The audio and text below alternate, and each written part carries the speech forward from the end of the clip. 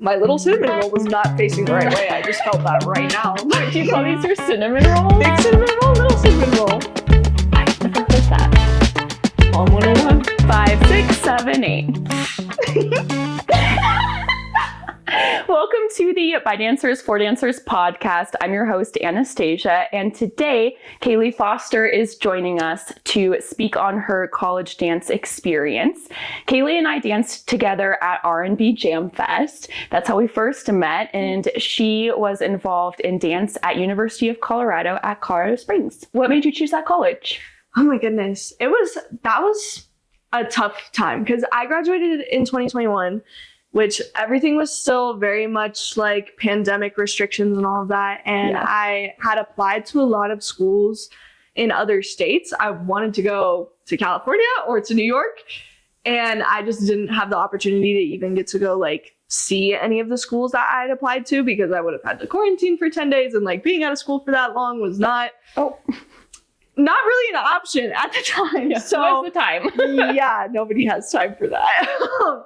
So I did end up like touring at UCCS, and I like fell in love with the campus super fast. It was so pretty, and like living in Colorado Springs my whole life, I felt like, oh my gosh, like this place is so pretty. I didn't know, kind of thing. And there was a lot at UCCS that I was like really attracted to as a school, and it was a BA program for dance to go in there, so I didn't have to like do any audition type things or anything like that. So it was just like the smoothest transition for me. That was the natural thing to do, it felt like. Did you grow up in the Springs? I did. I lived here my whole life. Very nice. Yeah. I also grew up here. I moved here when I was 7, so that counts. Basically it counts. That counts. And when did you first start dance? I started dance when I was 9. My mom found a Groupon for like a 2-week trial at a studio in the Springs. And so me and my sister started dance at the same time.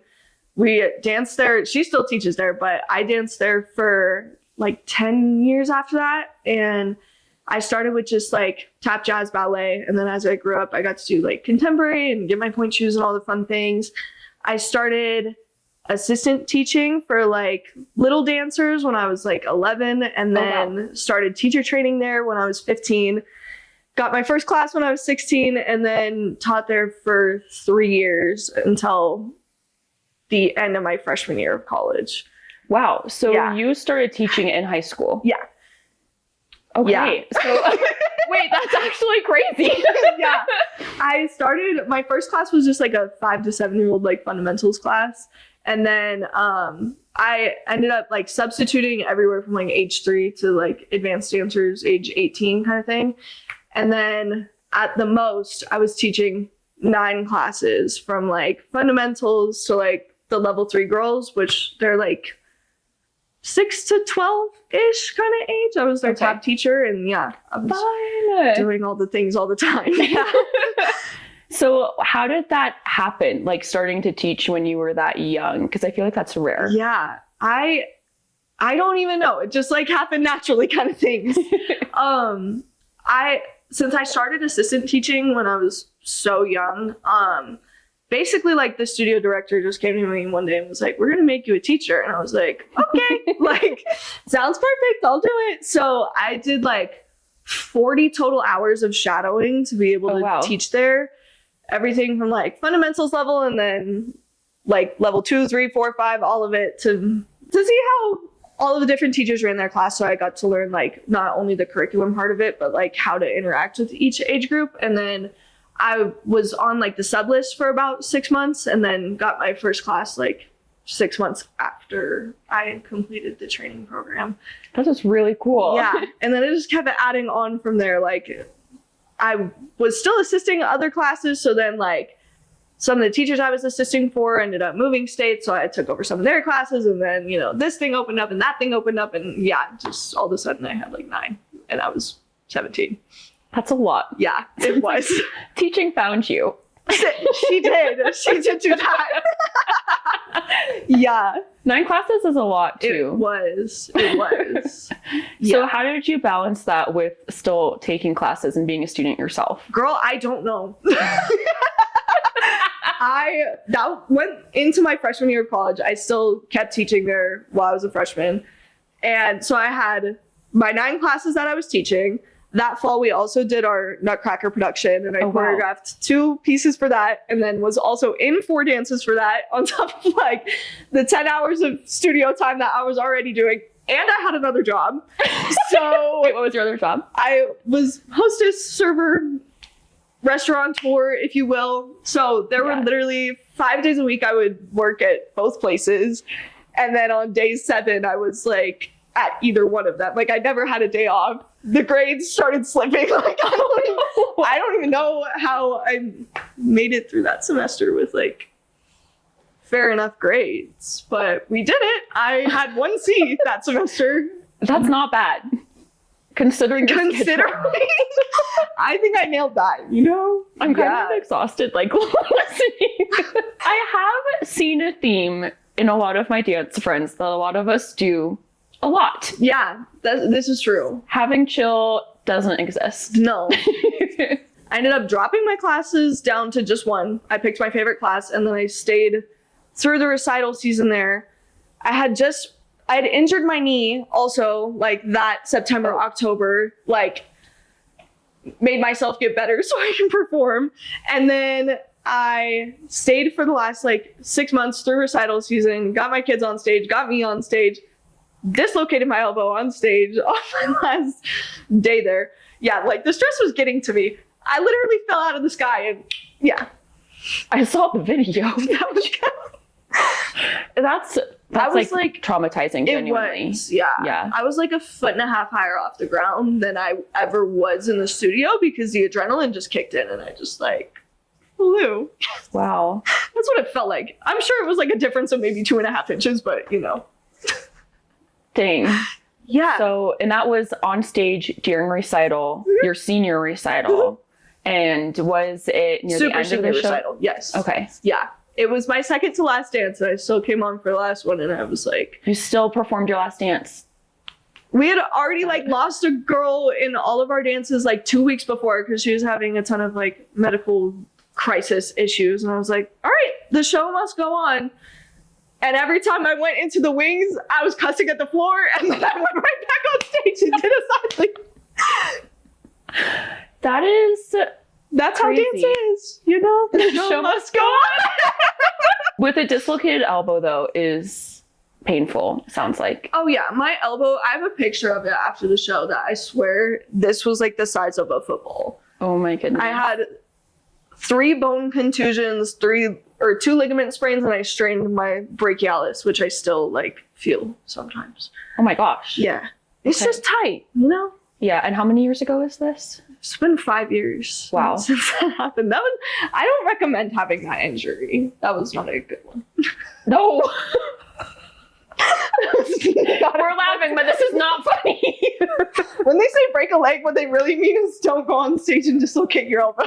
Side note, someone told me the true meaning of break a leg and where it came from. They said in vaudeville era, you weren't sure if you were going to go on stage or not. And apparently the wings were called legs. And so breaking a leg was getting on stage. Oh. And so then when you tell someone to break a leg, you're like, okay, hope you're good enough to get on stage today. Whoa. All right. Fact check that. Deep cut. That's what I heard. That's the dressing room speak. You had that really bad injury, and I'm so sorry that happened.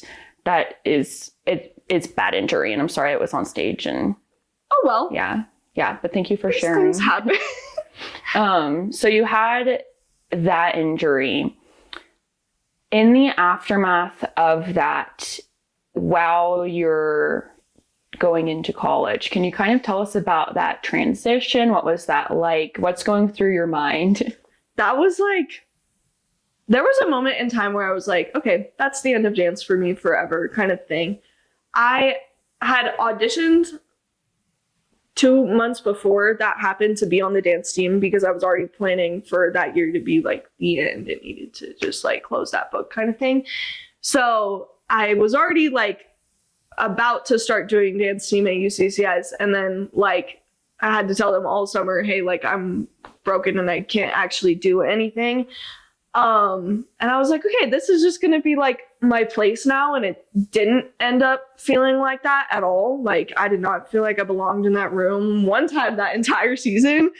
So that it just kind of like triggered a series of, I don't know what I'm doing with dance now. And like over and over again, I kept having feelings of like, all right, well, this is wraps. This is over. Like, I just felt like I couldn't see how dance was going to be like a permanent thing in my life. And yet I kept doing it. But I feel like that was like a little bit symbolic of me like not knowing where in the world I am with dance anymore kind of thing, if that makes sense. Yeah. So this is your freshman year? That's my sophomore year. So I dislocated my elbow at the end of my freshman year. Okay. And I was like still super seniored and taking classes at my studio until that recital. That was like my goodbye. Yeah. Okay. So you were a college freshman and you're super while senior still in high school. In dance studio. And dance. Like I was still taking all of the classes with like my high school friends kind of thing. At the studio, but I was enrolled in college. Am I making sense? Yes. The injury happened at the end of your freshman year of college while you were super seniored at the dance studio. Yes. Okay. Yes. So then that summer in recovering, you were going into your sophomore year of college. Yes. But you were kind of done with the dance studio after that. I'd already like given them notice like a month in advance that like that was going to be that recital day was basically like my last day there kind of thing. That was a decision a long time in the making. And it was just like, okay, here's the finality of it all. Cause couldn't dance for like 6 months after that anyway kind of thing. Yeah. Yeah. Wow. And I was going into new dance team as a sophomore with all these girls that I did not know and doing styles that I did not know. And that was like, So when did you join the dance team at UCCS? The auditions for it were April of my freshman year, so my second semester of college, and then we did like some stuff over the summer of like trying to pick a coach and like workouts and things like that, but we didn't actually start practicing until August. And in August we were like preparing to do UDA camp, which is big long weekend of just like learning dances back to back to back to back and performing things and being tired. And I couldn't dance for any of it. So I'm literally sitting there like freezing in this like 40-degree convention center for like the whole weekend watching my team. Like, yeah. From there, I was on the team until February. I ended up quitting the team early because I was just like, this is not dancing. Yeah. I started dancing again in September or October. Okay. But I just felt like that whole season that I was just like not getting out of it what I needed from it kind of thing. Yeah. And it was hard because we're just a club team and our coach that we had picked did not work out at all. So it was basically just, you know, two college girls leading a dance team on their own. And so like obviously have to give them credit for trying to juggle all of that. Just felt like I was not growing. I was not finding my flow. And then like, you know, life stuff happens. I was like, all right, I need to be done with this early kind of thing. Timeline. You quit in February of your sophomore year. Yes. Okay. So then what was your relationship with dance after that? So I was still a dance major. I was double majoring in dance and communication. So I didn't actually like get to take any dance related classes until the beginning of my sophomore year, I think. Okay. So I was still taking dance classes, and then my junior year, I got to be in a student-led production for dance and still taking all kinds of different classes with like the department. And then I ended up going back to the dance team for my senior year again. Very cool. Yeah. She's back, baby. She is back. And that time it was a lot better. We evolved. And I'm sure the dance team had evolved in a couple years. Yeah, definitely. Was there a new coach? We never ended up getting a coach after that. Yeah. Really? Yeah. Basically, they would pick captains at the end of each season. Like, whoever wanted to be a captain would have an audition. They would basically lead an entire class or practice, teach a combo, like how they would want to run their practice, and then the whole team would vote on it. I didn't get to be a part of that process the first time because I dipped early. Mm-hmm. And then by the time I got back on the team, they had rotated through like two more sets of captains. We had two captains at the time.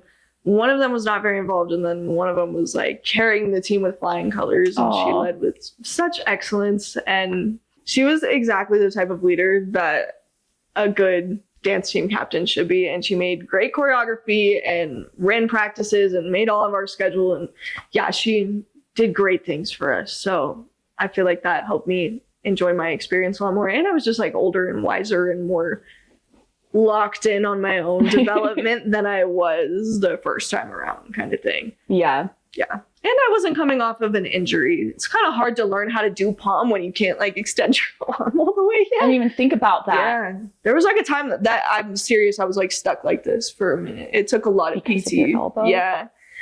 Did you ever do palms before? Okay. I had never done palm before, and I had done hip hop a total of maybe 3 times my whole life before my sophomore dance team experience. So it was just like I woke up in a new world that I was not ready to be in at all. I was not, hard to self-reflect and like self-evaluate when you don't know what you should actually be doing.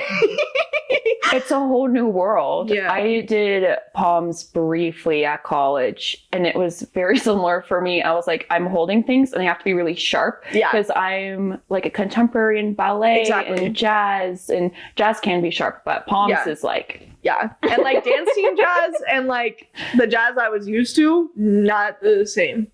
Yeah. Dance team jazz, so much more like jazz funky, so many more elements of hip hop. And I feel like jazz I grew up with was like almost contemporary jazz kind of thing. So worlds away from each other, not the same, very different. This is all very, very, very, very different. Like my little cinnamon roll was not facing the right way. I just felt that right now. Do you call these your cinnamon rolls? Big cinnamon roll, little cinnamon roll. I've never heard that. Palm 101. I never got 101.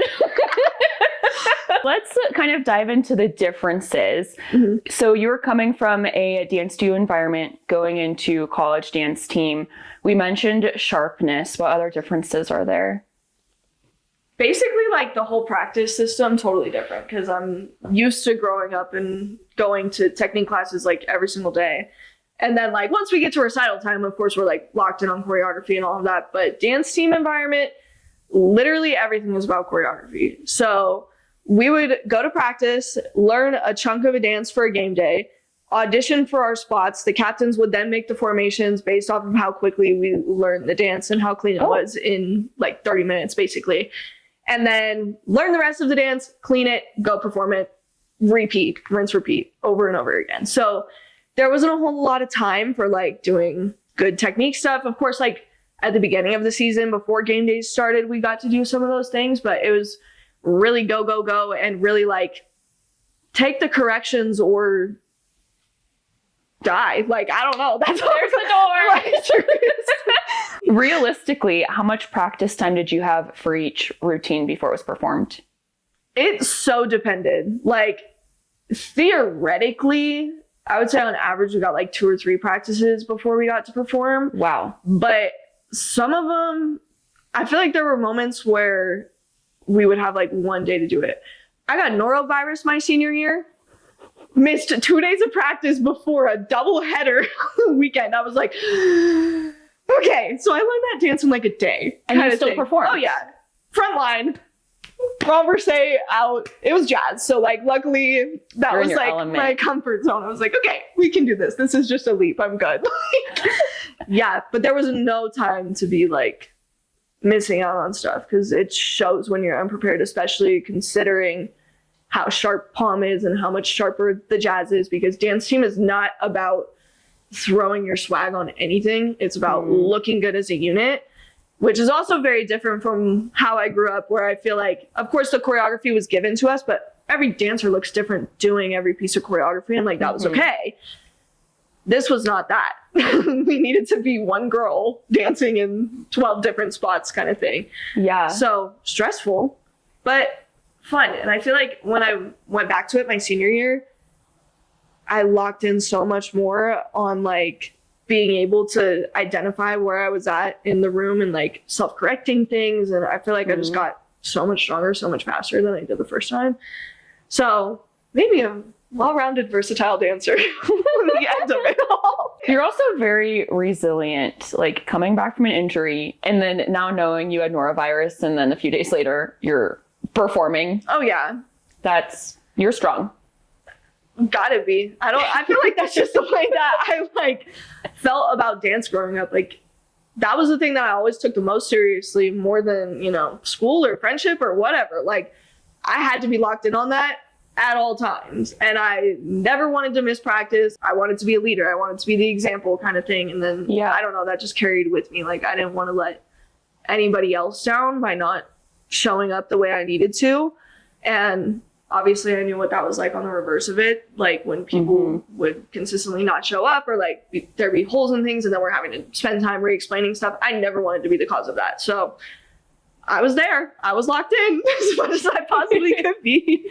That makes sense too, knowing that you were a teacher, because you were on the other end. You know how detrimental it is, like if people miss. And so then when you're back to being a student in college, like you know what it's like to be on the other side. Yeah. So that makes total sense to me. I know how stressed I would get when it was like down to the wire, because I'm such a perfectionist about everything. And it was like, it doesn't look perfect, so I'm gonna go cry. Don't be a perfectionist. It's not good for you. It's bad. I'm also a perfectionist. We find each other. With art, as an artist, I feel like you can always make it better. Yeah. And then at some point you just have to final brush stroke and leave it. Yeah. This is a lesson that I have since learned as well. Is like, maybe I'm not going to be 100% happy with everything I do, but if I can get to like 80-90% happy with what I did, I feel like that's pretty good. That's like a B or better. And you know what?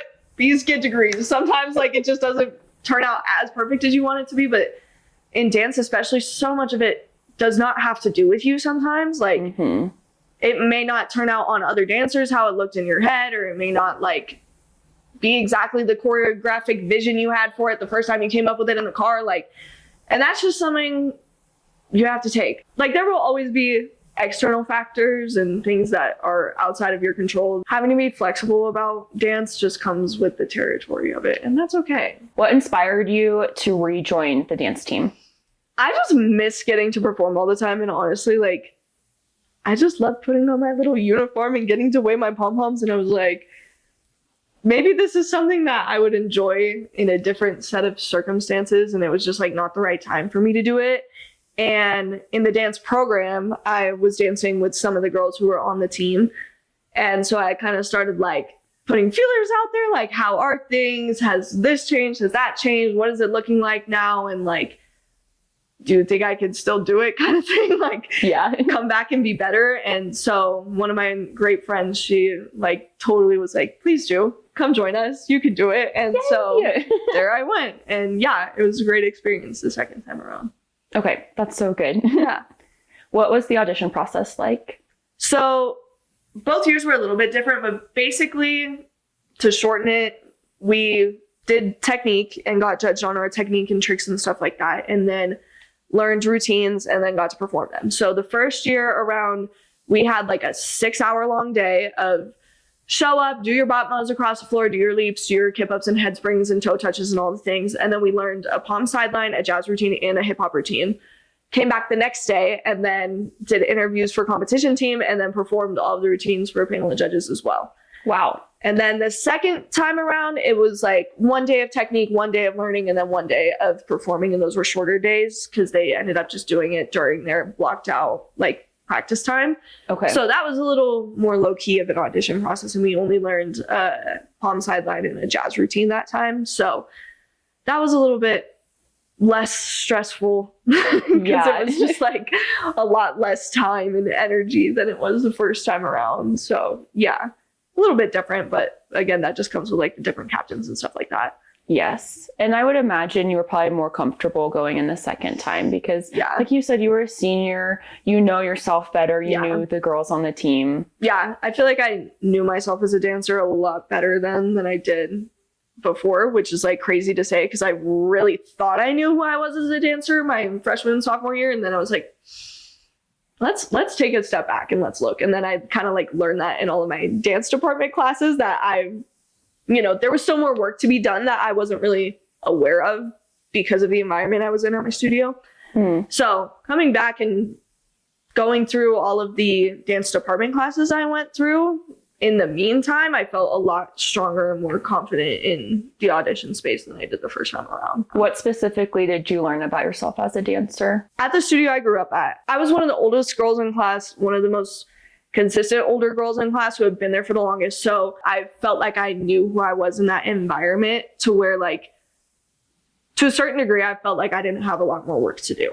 And then changing that environment, I had to evaluate myself a lot more, and getting in front of other dancers from different backgrounds and just in a different studio space. I feel like I took a lot more time to self-evaluate and like really try to make myself the dancer I was in my head.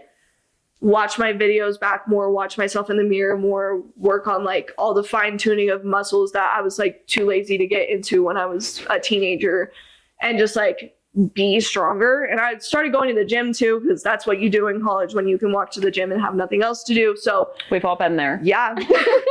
I got stronger as well. Just like having the practice and having the push of putting it at a collegiate level, like actually made me level up. Yeah. It sounds like you weren't challenged enough maybe in previous dance environments. Like maybe you kind of got comfortable and I was very definitely confident. Yeah. But you kind of knew. And it sounds like you were just ready for a different room to challenge. Yeah. Yeah. Just getting in a college environment where I got to see myself in the greater world, that like was really a push that I needed. Yeah. It's like the analogy of you're a big fish in a small pond, and then you go to the sea, and then I'm not a big fishy anymore. Yes, which isn't a bad thing. No. I didn't compete until my senior year. I was at one studio for 9 years, and we maybe did one competition once a year, one dance. And then I switched to a competition studio my senior year, and I wish that I had done it earlier. Yeah. I debated changing to a competition studio when I was in like middle school, but that was motivated by like a depressed middle school crash out, if you want my honest, and just like spiraling out and being like, I need to change everything, like everything sucks kind of thing. And then I was like, wait, I don't want to change up my environment like that, like, because dance was always like my safe place and my happy place. So yeah, like looking back would have been nice, but that's neither here nor there now. Yeah, well, we can't change the past, we can only learn from it. In situations when I'm looking back at my life and I'm like, oh, I wish I did something differently. You never know if you would be who you are today if you didn't do that. Exactly. Like maybe you had done something differently, and then all of a sudden your life, it's the butterfly effect. For dancers that are thinking about doing a dance program in college or dancing on a team, what advice do you have for them while they're in high school? So I would just say start thinking about your vision for dance as early as possible, just because what I discovered is that the dance program, your BA, your BFA kind of thing, and the dance team world often are just like really incompatible. It is really hard to do both to their fullest extent just because of the time commitment of both things.